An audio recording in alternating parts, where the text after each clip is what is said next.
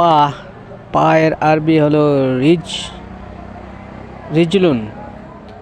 রিজলুন হলো পা এর আরবি। হাত, হাত এর আরবি হবে ইয়াদ। ইয়াদ আরবি হলো হাত।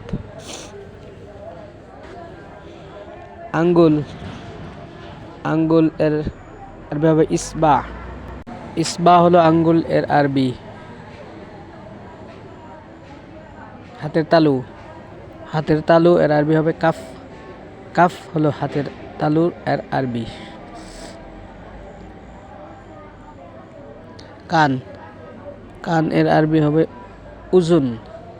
উজুন হলো কানের আরবি।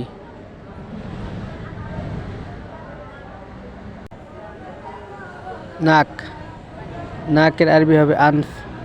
আনফ হলো নাকের আরবি।